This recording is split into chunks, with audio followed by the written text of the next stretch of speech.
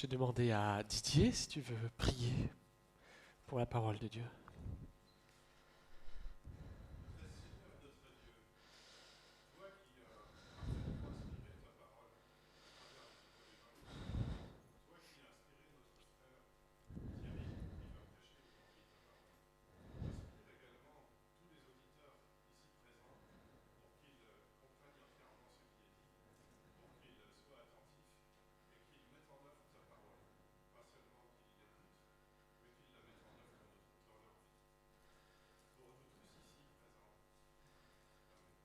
Amen.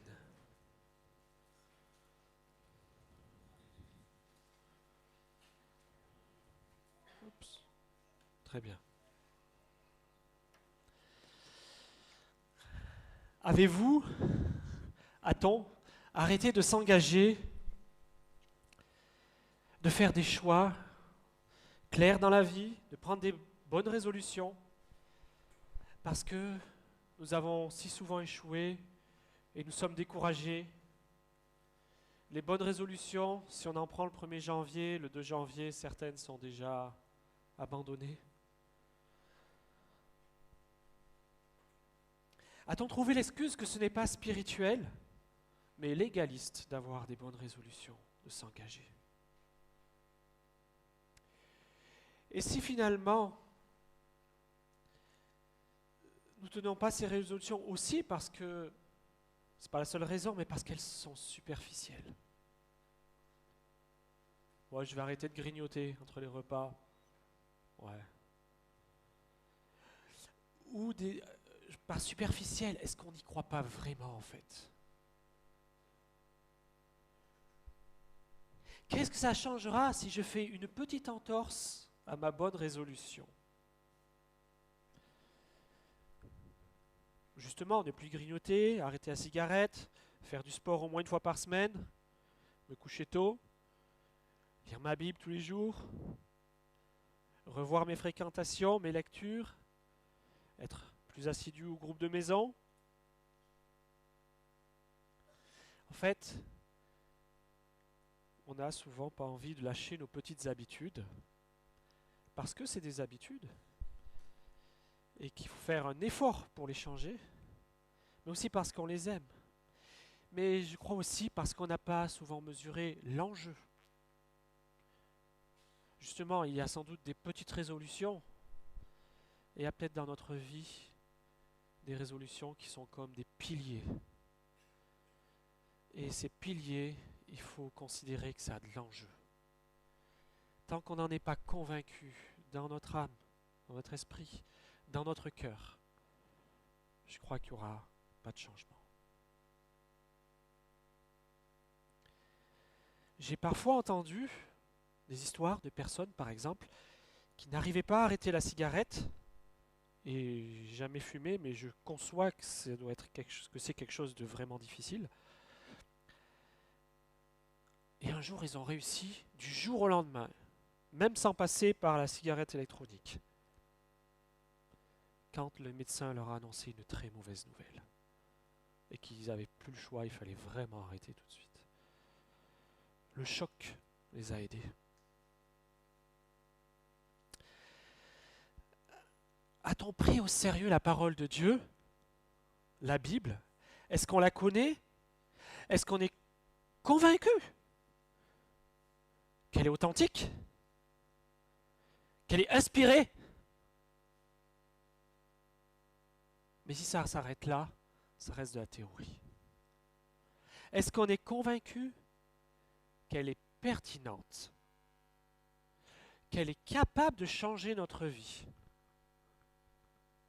La vie de nos enfants, la vie de nos petits-enfants, la vie de nos arrière-petits-enfants, la vie de nos arrière-petits-enfants, si le Seigneur n'est pas encore revenu. Aussi d'influencer nos frères et sœurs, nos voisins, nos collègues. Est-ce qu'on en est convaincu? Ou est-ce qu'on pense que un peu plus, un peu moins, ça ne changera pas grand-chose? Qu'est-ce que ça va changer dans ma vie? A-t-on la crainte de Dieu? Pleure-t-on sur notre péché?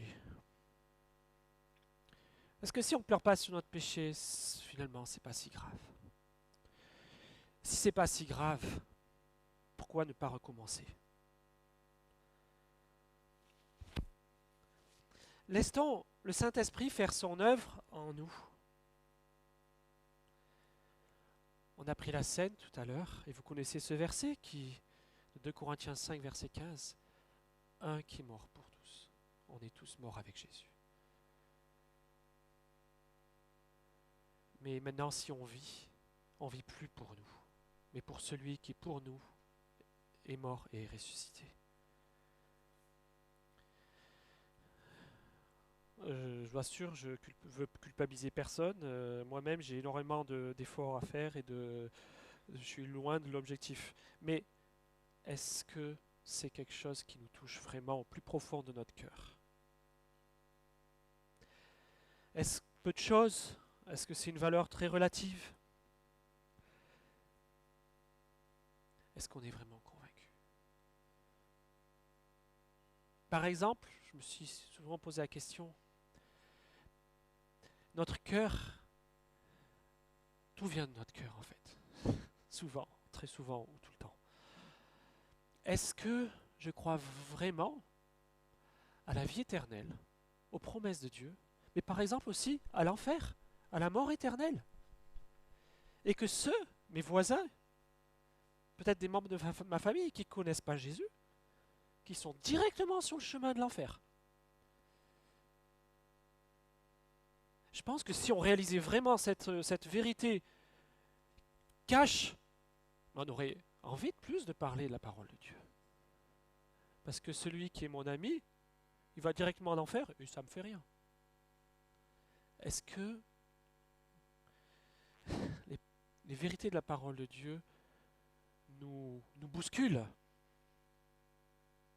et nous font changer?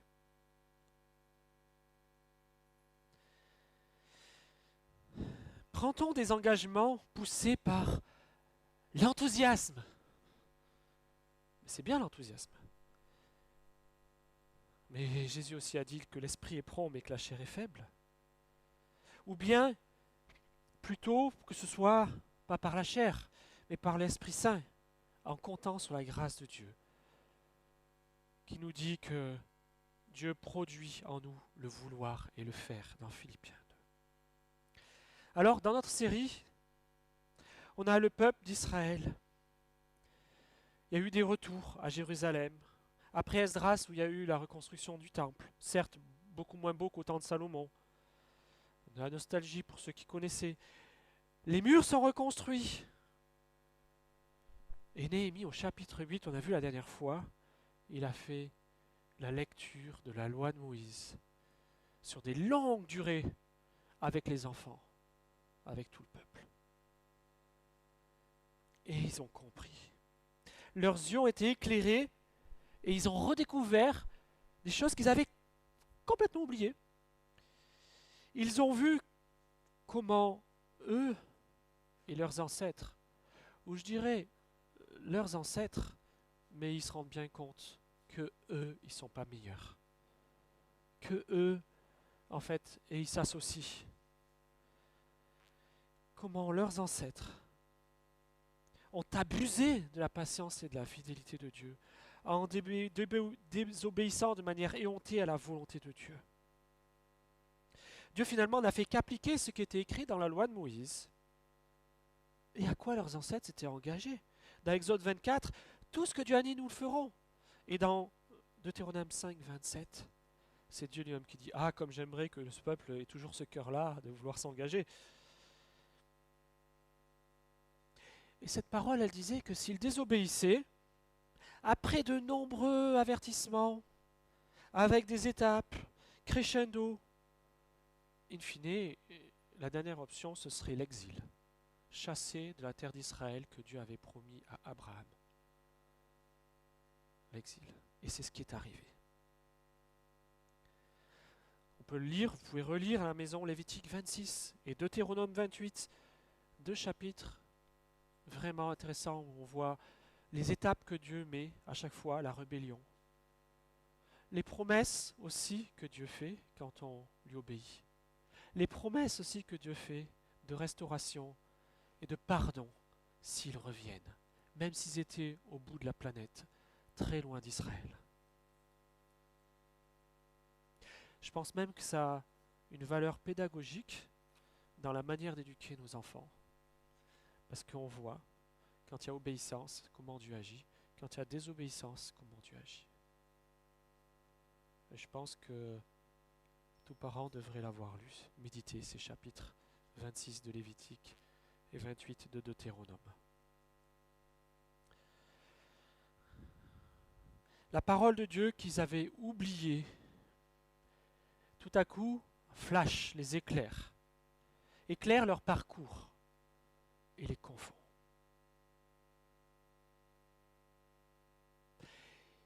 Il s'ensuit au chapitre 9 une sincère et authentique prière de repentance, tout le chapitre. Et merci à ceux qui étaient là ce matin pour lire cela. Et j'avais posé une question justement à ceux qui ont relu ce chapitre 9. Qu'est-ce que vous avez retenu de ce chapitre? Je vois Jérôme qui sourit, il a peut-être envie de dire des mots. Est-ce qu'il y a des excuses? Pardonne-nous, mais tu vois, c'était difficile. Est-ce que vous avez lu ça ce matin, ceux qui étaient là dans le groupe? Au chapitre 9 de Néhémie. Moi, je l'ai relu, j'ai pas vu d'excuses. J'ai vu que la prière commençait même par une louange, terminait par une louange. Et tout au long, il y avait de la louange sur la fidélité de Dieu, sur la grâce de Dieu, sur la justice de Dieu, et que tout ce que Dieu a fait était juste. Et ils l'ont vraiment mérité. Il y a zéro excuse. Au contraire, il y a la louange pour Dieu. Et il y a la demande de pardon pour cet éloignement de Dieu. Voilà une vraie repentance.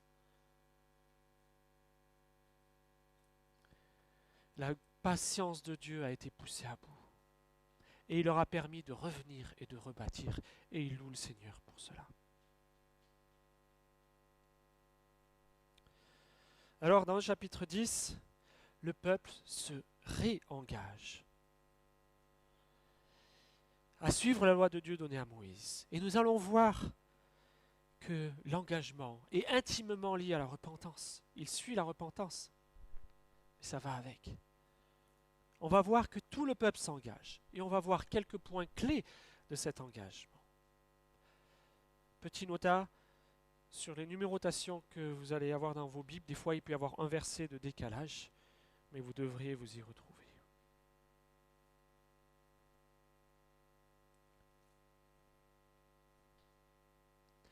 Le verset 1 commence, ou le dernier verset du chapitre 9, suivant les traductions. À cause de tout cela, nous avons conclu un pacte que nous avons mis par écrit. Un engagement. Tout à l'heure, on a lu Acte 2. Mais Acte 2 a aussi quelque chose de beau concernant la repentance.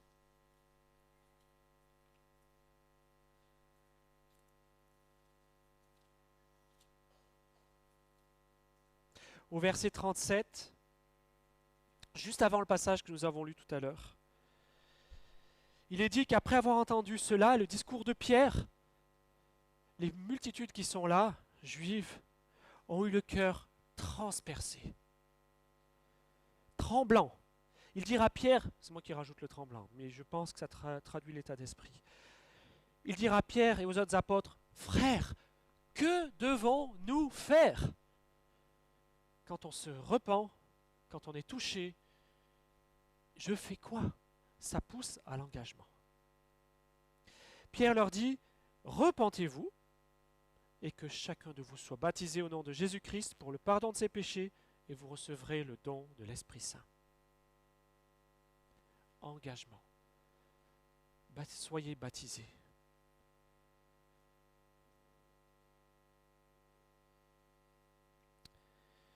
Ici, guidé par Néhémie, il décide de cet engagement solennel communautaire, tous ensemble,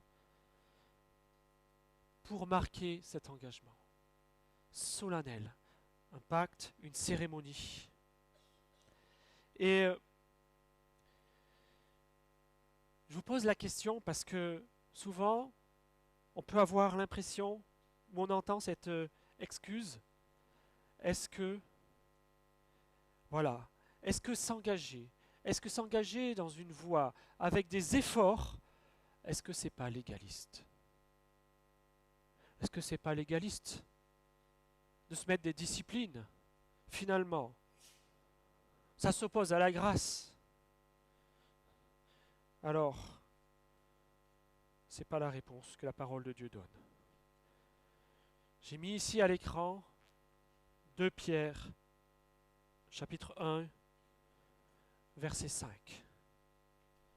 Faites tous vos efforts afin d'ajouter à votre foi la qualité morale, à la qualité morale la connaissance, à la connaissance la maîtrise de soi, à la maîtrise de soi la persévérance, la piété, l'amitié fraternelle, l'amour.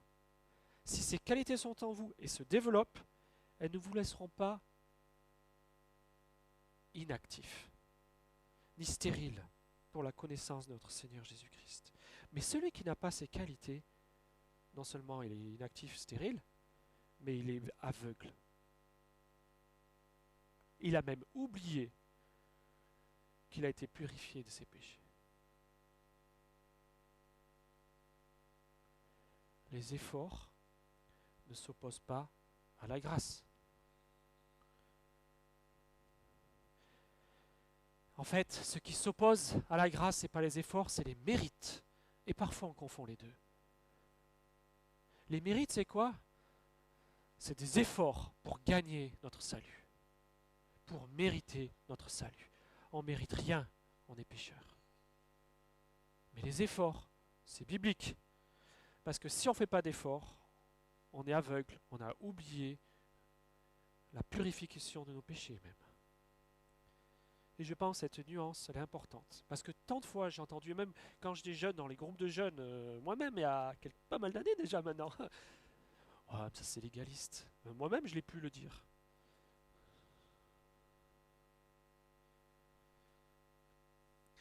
Éphésiens 2, oui, c'est par la grâce que l'on est sauvé, par le moyen de la foi. C'est Jésus sur la croix, et on l'a rappelé ce matin avec la scène, qui a payé. Et nous sommes morts avec lui. Pas par les œuvres, pas de mérite pour se vanter, pour mériter. Mais nous avons été créés en Jésus-Christ pour des bonnes œuvres. Donc il y a des bonnes œuvres. Et il faut les trouver. Dieu les a préparées d'avance. Et je pense qu'il les met devant nous. Il faut s'y engager.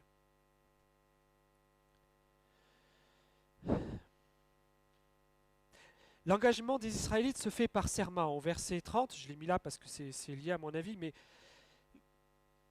sous un risque de malédiction. En fait, ils s'engagent dans des lois civiles qui répètent, et on sait que l'histoire du peuple justement d'Israël a été faite de haut et de bas, et s'ils ont été en exil, c'était bien pour ça. Et la fin de Néhémie montrera qu'il y a aussi des bas.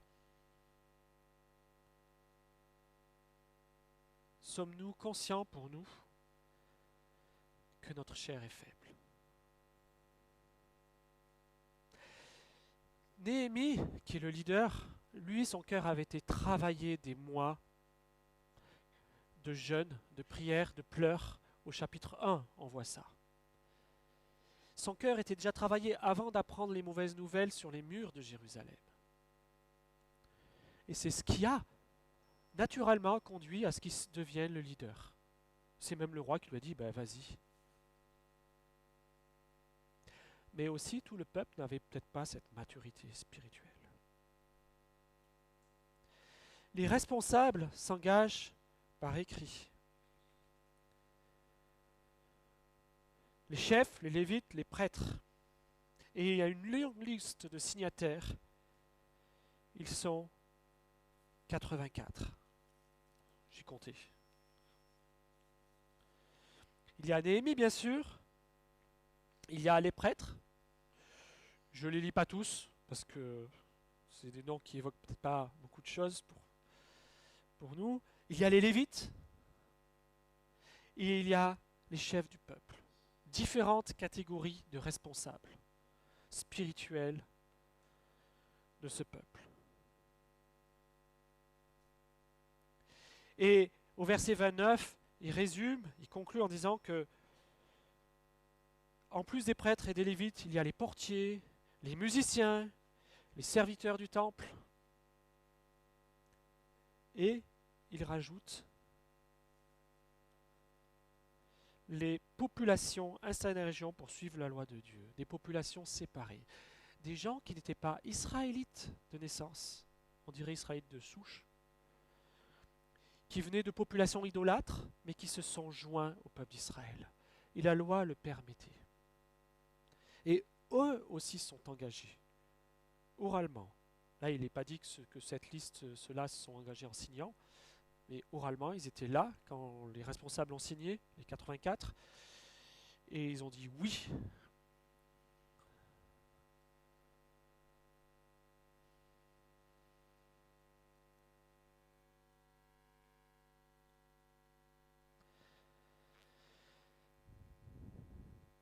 Ces étrangers, c'est comme l'exemple de Ruth. Ruth, qui était une étrangère, puisque Naomi était partie avec son mari, avait quitté Israël lors de la famine. Et elle, qui était... sa belle-mère lui a dit non, non, mais reste dans ton pays, moi je rentre dans mon pays maintenant. Et Ruth a voulu suivre Naomi. Et elle lui a dit cette belle parole, ton peuple sera mon peuple, ton Dieu sera mon Dieu. Ces étrangers sont accueillis comme des Israélites. Mais ils suivent la loi de Dieu. Et ils s'engagent aussi. Il est parlé donc des femmes, des fils, des filles, tout le monde, ça descend jusqu'à ceux qui étaient aptes à comprendre. C'est-à-dire, c'est des enfants. Alors, c'est peut-être pas des enfants de l'âge de classe de maternelle, mais souvent, on peut imaginer que tant qu'un enfant n'a pas 15 ans, oh, c'est trop compliqué pour lui une prédication. Tu ne comprendras pas. Moi, je vous dis que les enfants, ils comprennent. Hein. C'est nous, en tant que parents, qu'on est souvent un peu flemmards pour annoncer la parole de Dieu à nos enfants. On ne comprend pas assez au sérieux. Parce que plus ils grandissent, et plus c'est trop tard. Enfin, c'est jamais trop tard avec Dieu. Mais il faut commencer tôt.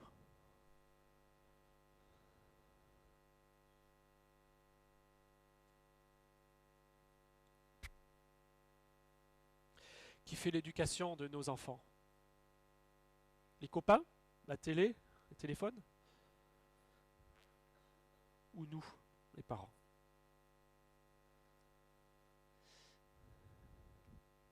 Et là, il y a un engagement communautaire. C'est pas juste certains ou individuel. Bien sûr que c'est individuel, mais c'est tous ensemble. Un engagement, on pourrait dire aujourd'hui, toute l'Église.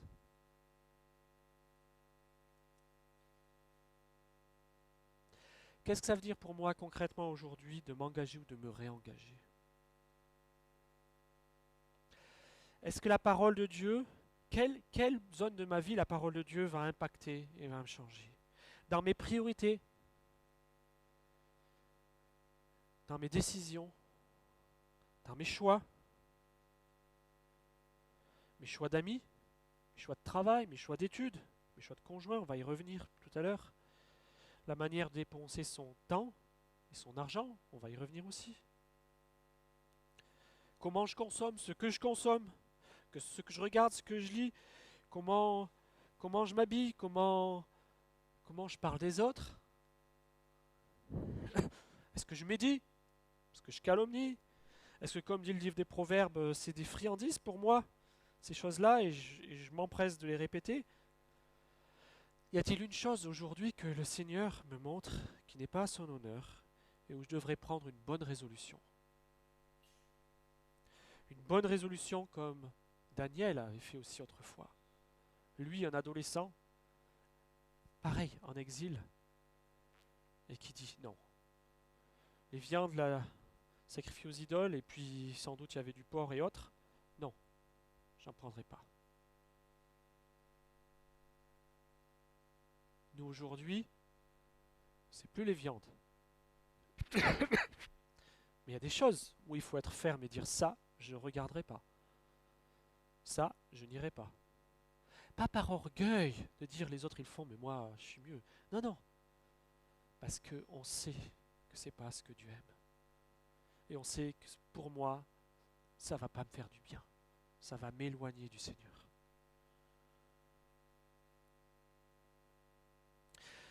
Ce sont les hommes qui ont signé.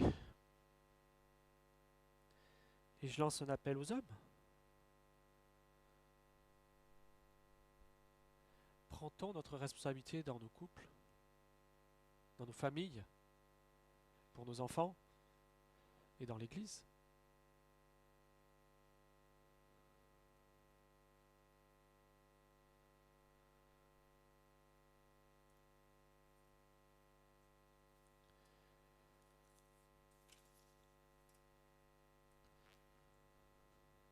Alors le contenu de l'engagement. Au verset 30, il y a cet engagement général, je veux dire, cette introduction à quoi ils s'engagent. Ils sont engagés sous peine de malédiction et avec serment, à marcher suivant la loi de Dieu donnée par l'intermédiaire de son serviteur Moïse, à respecter et à mettre en pratique tous les commandements, les règles et les prescriptions de l'Éternel, notre Seigneur.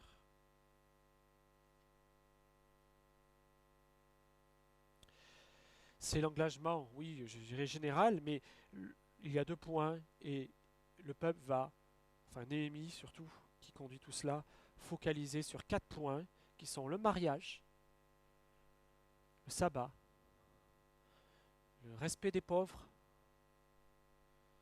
social, on pourrait dire, et le culte, prendre soin de la maison de Dieu.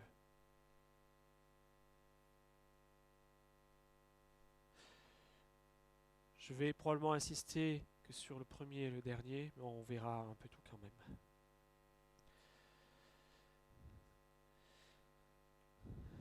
Verset 31, pour le mariage, nous nous engageons à ne pas donner nos filles en mariage au peuple qui habite le pays et à ne pas prendre leurs filles comme femmes pour nos fils. Qu'est-ce que ça veut bien dire pour nous aujourd'hui?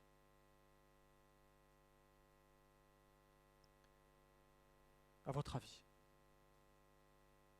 Si vous deviez expliquer cela à votre enfant, à votre fille, à votre fils, à votre épouse, à votre époux, à votre frère ou votre sœur dans l'église, c'est pas compliqué.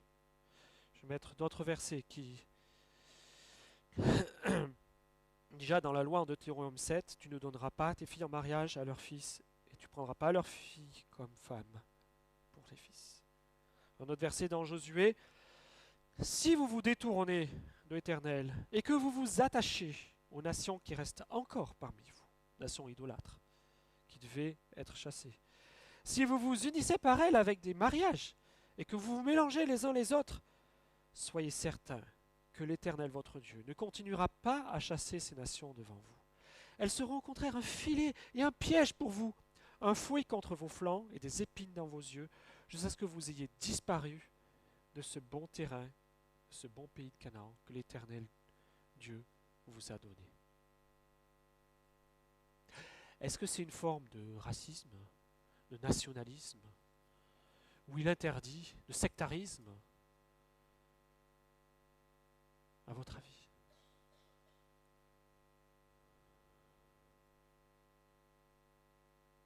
Parce que le Nouveau Testament dit la même chose, de se marier dans le Seigneur. Et 1 Corinthiens 6, de ne pas s'engager avec un incroyant. En fait, c'est pour préserver la foi, pour soi-même, et puis pour le couple, les enfants, et comme juste à l'heure, les petits-enfants, les arrière-petits-enfants. Abraham a choisi pour son fils Isaac. Vous vous rappelez l'histoire? Qu'est-ce qui s'est passé? Isaac, il a fait comment? Il est allé en boîte de nuit pour trouver sa femme? Il a fait comment, Isaac, pour trouver sa femme?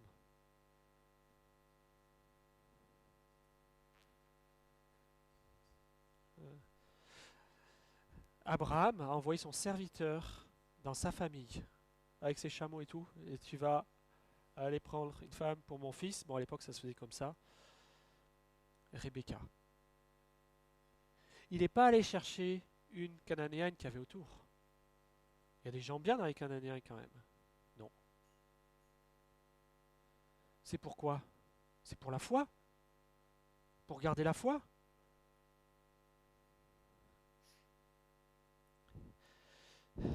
Qu'a fait un des enfants d'Isaac, Ésaü? Avec qui il s'est marié? Avec justement des gens d'alentour. Il a fait une demi-mesure. Je prends des filles d'Ismaël. Donc déjà, il en avait plusieurs. Je prends des filles d'Ismaël parce que quand même, Ismaël, c'est aussi un fils d'Abraham. Tu comprends, c'est pas si mal que ça quand même. J'ai quand même le droit.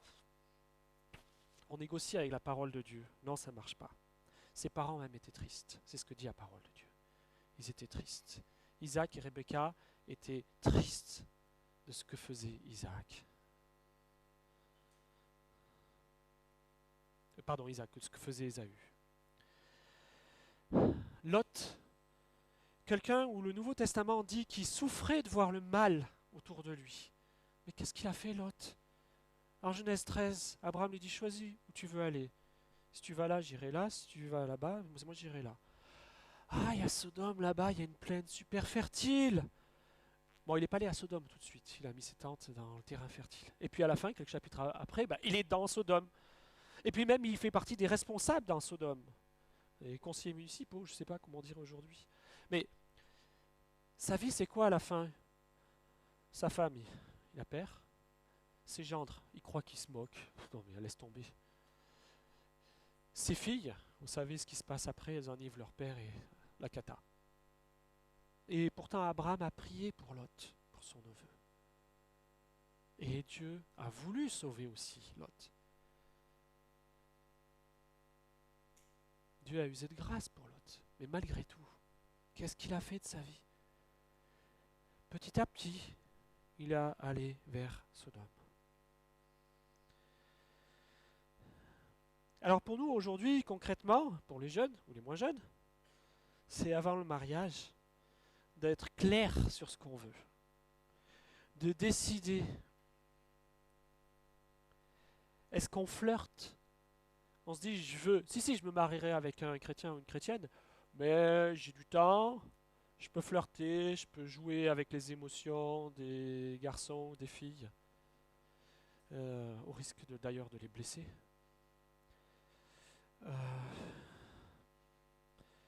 C'est pas cohérent.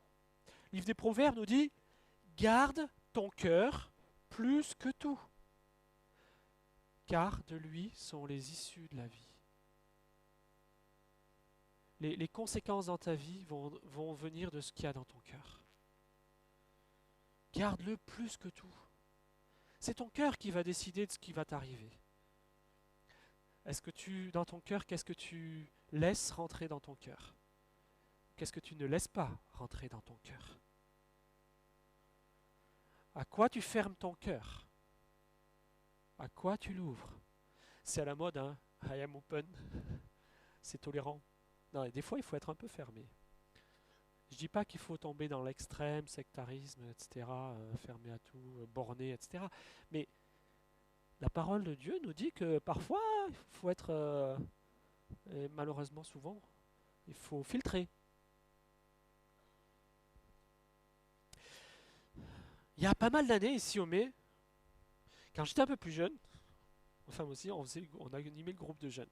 Il y en a certains qui ont peut-être connu ça, ils vont dire waouh, c'était vieux. Et une fois, on avait fait un moment sur les relations garçon-fille, sur le mariage, enfin voilà, une petite boîte à questions.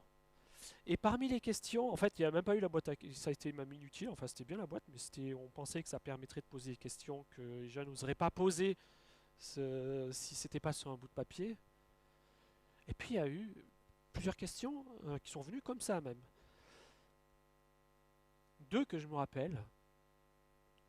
Si on sait qu'on va se marier avec quelqu'un, pourquoi on n'a pas le droit de vivre ensemble? Une variante que j'ai souvent aperçue, c'est non mais attends, on va se marier bientôt, on vit ensemble, mais on se touche pas. Ouais, c'est très sérieux, je l'ai entendu. Euh, je dis tout de suite, je suis pas du tout d'accord avec. Je trouve que c'est un aveuglement pas possible. Mais l'autre question, par rapport aux non-chrétiens, par rapport au passage qu'on a là, c'est euh, bah si, on peut se marier avec un non-chrétien, c'est quand même la meilleure façon de l'évangéliser.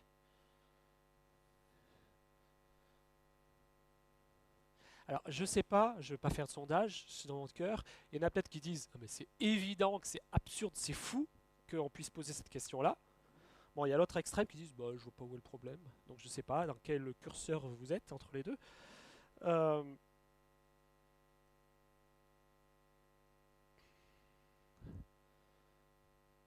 Moi, je veux dire ce que j'en pense, ce que la parole de Dieu même dit. Hein. C'est que vous allez bâtir votre vie. On se moque pas de Dieu, Galate le dit. Ce qu'on moissonne, ce qu'on sème, on le moissonnera. On se moque pas de Dieu. Dieu est un Dieu de grâce. Et c'est vrai qu'un Dieu de grâce est parfois, purement par grâce, Dieu permet qu'un conjoint avec qui on s'est marié, pas chrétien, se convertisse. Et c'est vraiment une grâce et on peut dire merci au Seigneur. Mais on ne peut pas en faire une généralité. Parce que Dieu est un Dieu de grâce, allez. Romains chapitre 6, verset 1 de Dieu dit, puisque la grâce de Dieu surabonde quand le péché abonde, du coup, allons-y. Non, non, c'est se moquer de Dieu.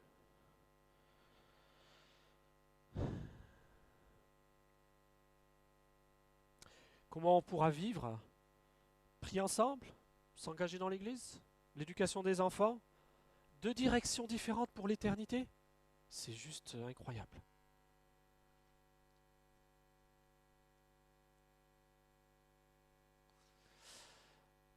Nos cercles de fréquentation, je pense qu'il y a deux extrêmes. Un extrême où on n'est qu'avec des chrétiens, mais du coup on témoigne presque jamais à des non-chrétiens. Et l'autre extrême, c'est que on n'est presque qu'avec que des non-chrétiens, et c'est ça qui finalement forge nos relationnels, nous influence, et c'est pas bon non plus. Je pense qu'il faut avoir la sagesse là-dedans. Et pour trouver un conjoint, les jeunes, ne croyez pas que je dis partez à la chasse, c'est pas ça. Mais si vous êtes dans une petite église où il n'y a pas beaucoup de jeunes de votre âge, mais vous pouvez aussi aller de temps en temps visiter d'autres églises. Vous pouvez participer à des campagnes d'évangélisation, à des colonies, à des groupes. Ça ne veut pas dire j'y vais dans ces groupes juste pour regarder et pour me trouver un conjoint. C'est pas dans cet état d'esprit. Entendons-nous bien. Mais c'est juste du bon sens. C'est sain de le faire. Mais c'est parce que si on reste juste avec ces petits groupes d'amis, mais voilà. Moi, j'encourage à ce que les jeunes puissent aussi voir d'autres jeunes. Mais pas forcément dans cet état d'esprit de partir à la chasse. Mais quand même, quand vous serez à la fac, il y a des GBU qui existent. Et puis, il y a aussi des cas que j'ai rencontrés, même ici au mai. On flash, il y a justement un jeune homme ou une jeune fille qui arrive de notre église. Super flash. Super flash. Et ah ben voilà, c'est fait quasiment. Parfois même, pas chrétien, mais il est baptisé vite après. Et dans certains cas, super. Mais dans certains cas, l'expérience a montré que c'était un peu hâtif. Prudence, prenons le temps. Sagesse encore. Mais tout dépend de ce qu'il y a dans notre cœur. Parce que si on va plus vite que la musique, c'est parce qu'en fait, on est guidé par nos désirs, nos convoitises, plutôt que d'attendre la volonté du Seigneur et de prier. Et un dernier petit truc sur le sujet, c'est que je pense que Jérémie pourrait me dire ça peut-être que moi-même. C'est que avant le début du culte, j'exagère un peu, hein, c'est caricatural. Jérémie, On s'est fiancés, on veut l'annoncer à l'église. On peut? Allez, aux annonces tout à l'heure, on l'annonce. Je dis pas que ça se passe à chaque fois comme ça, non. Les anciens dans l'église, on a quand même un petit rôle spirituel, et sans vouloir être intrusif dans la vie privée, à faire avec beaucoup d'éthique, avec beaucoup de tact, et c'est des fois délicat, mais on aimerait bien des fois être un petit peu au courant pour pouvoir prier pour vous accompagner.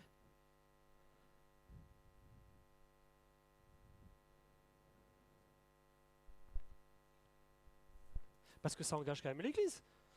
On engage l'Église. On demande à l'Église de prier pour cela. Pour le peuple, je reviens au peuple et je conclus ce passage sur le mariage. Marié avec des peuplades autour qui avaient des idoles, c'était risque de perdre son identité, sa foi. Un mélange de religion entre une religion de Baal et puis Dieu, et on mélange tout ça. C'est une arme du diable pour casser le peuple d'Israël. On le voit à plusieurs moments. On le voit même quand ils arrivent à la fin de leur passage dans le désert, avec l'histoire de Balaam, et juste après, le peuple qui part dans la débauche. Au lieu d'avoir un couple chrétien, pour nous, qui pourrait s'engager dans l'église, on a parfois une personne qui doit lutter à la maison pour sa foi, au lieu d'y être encouragée, et pour l'éducation de ses enfants. Et parfois, c'est tellement dur qu'elle arrête de lutter.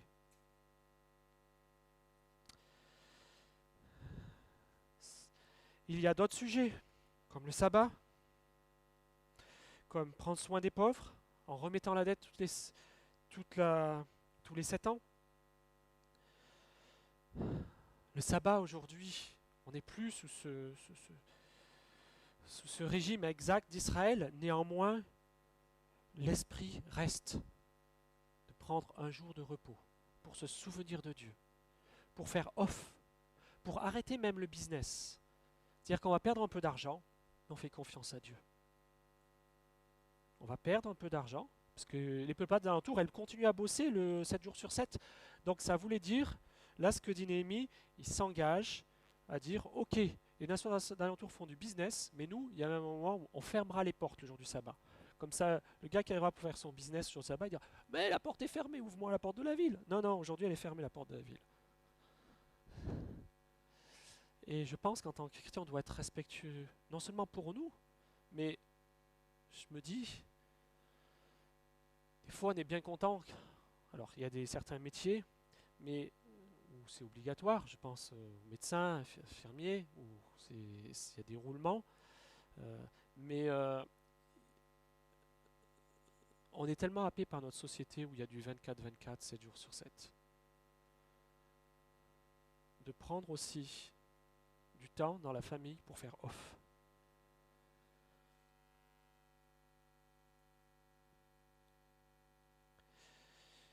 De mettre en premier le premier jour de la semaine pour le Seigneur, pour nous faire du bien entre nous, pour nous ressourcer physiquement et spirituellement.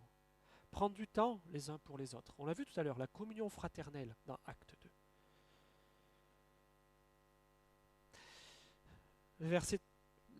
Le ruise de dette pour les pauvres, c'était quelque chose, on avait vu dans les chapitres auparavant où il y avait eu des abus déjà. Et même d'une manière générale, le cœur humain est tel que Dieu avait institué tous les 7 ans, tu remettras les dettes. Alors qu'est-ce qui se passait? Devinez ce qui se passait, c'est du bon sens. Les Israélites, qu'est-ce qu'ils faisaient? La 6e année, ils disaient, je prête ou je prête pas? Moi, j'ai pas envie de prêter parce que dans un an, ça sera la 7e année, il va pas me rendre l'argent. Donc première année, ça va, je prête. Deuxième année, je prête. Troisième année, je prête encore. Après, la 4e, la 5e, la 6e, je fais gaffe parce que des fois qu'il ne me rembourserait pas, s'il fait durer jusqu'à la 7e, je suis mal. Parce que le cœur humain est tordu comme nous dit Jérémie. Néanmoins, la loi continue et garde ce principe, un bon principe, pour dire qu'en fait, on veut prendre soin de ceux qui sont endettés,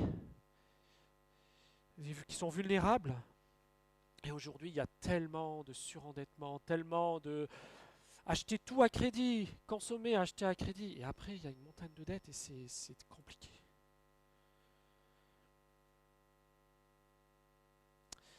Et le dernier point, qui est long là dans le texte, mais je vais faire rapide, parce qu'il y a beaucoup de, beaucoup de lignes à ce sujet, c'est sur la maison de Dieu, sur le temple, sur la manière de... ici, on le voit, l'argent qu'on doit apporter, les pains consacrés, donc c'est vraiment concret, des choses pratiques pour les holocaustes, etc. L'offrande de bois, euh, etc. Toutes ces choses-là pratiques montrent, nous aussi je pense que on doit considérer qu'il y a des choses pratiques pour l'Église. Verset 36, amener chaque année les premiers produits de notre sol, les premiers fruits, les premiers-nés, donner en premier pour Dieu. Donner en premier pour Dieu notre temps, notre argent aussi. Est-ce que ce que je donne le dimanche aux offrandes, alors là il parlait de dîme, dîme de la dîme, je ne sais plus, je crois que c'est un peu après. Oui, verset 39, ils préverront la dîme et les Lévites apporteront le dîme de cette dîme, etc. Donc à l'époque, la dîme en fait, et j'aime pas trop quand on utilise des fois le mot dîme dans le Nouveau Testament parce qu'en fait c'était un impôt à l'époque, c'était un impôt en Israël. On parle plutôt de donner volontairement avec le cœur et on peut donner beaucoup plus que la dîme, vous savez. On peut donner beaucoup plus que la dîme. Tout dépend de ce qu'il y a dans votre cœur. Mais en fait, la question c'est de dire est-ce qu'à la fin du mois, quand j'ai presque plus rien, que le tiroir est vide, que la caisse est vide, bon, allez, je donne ça dans les offrandes, ou est-ce que je décide un engagement? Je me dis, mais un engagement pris dans la prière, pas un engagement superficiel où après on se rend compte qu'on s'est engagé au-delà de ce qui était raisonnable, mais de donner quelque chose et d'être fidèle, régulier dans ce qu'on donne. Avec discipline, avec joie. Quelque chose que le Seigneur nous a dit, si ça tu peux donner. Et puis avec l'expérience et le temps, on pourra peut-être donner plus, parce qu'on se rendra compte que Dieu est fidèle. Et peut-être qu'on pourra faire un petit pas de plus de foi en disant Seigneur, je vois que tu es fidèle, je vois que je ne manque pas, peut-être je peux donner un peu plus. Ainsi de suite. Enfin moi je sais que je l'ai vécu comme ça dans ma vie, au début je donnais, mais ouais quand même, ça fait beaucoup ça, quand même. Et puis le Seigneur a montré, non Thierry tu peux donner plus. Non mais Thierry tu peux donner encore plus. Tu vois, en fait c'est où c'est qu'on met nos priorités. Y aller avec sagesse, avec joie, mais par le cœur. Est-ce qu'on donne parce que ce matin il y avait une telle musique, telle ambiance, alors là je donne. Ou dans ma poche j'ai un billet, bon tant pis c'est celui-là, ça sera ça, et puis voilà. Et puis des hauts, des bas comme ça. Est-ce que vraiment on met en premier? D'une manière générale, ce qu'on a vu de tous ces engagements, c'est de mettre Dieu en premier dans notre cœur. D'avoir une profonde résolution parce qu'on sait que Dieu est fidèle, parce qu'on sait que Dieu ne nous laissera pas tomber, parce que c'est juste Dieu qui nous le demande, de lui tenir la main ferme et de ne pas la lâcher. Alors on va prier. Et puis on chantera ce chant, il me gardera, parce que dans ces engagements, il faut aussi séparer par la chair qu'on le fait, par l'esprit, par Dieu qui nous soutient. On va prier.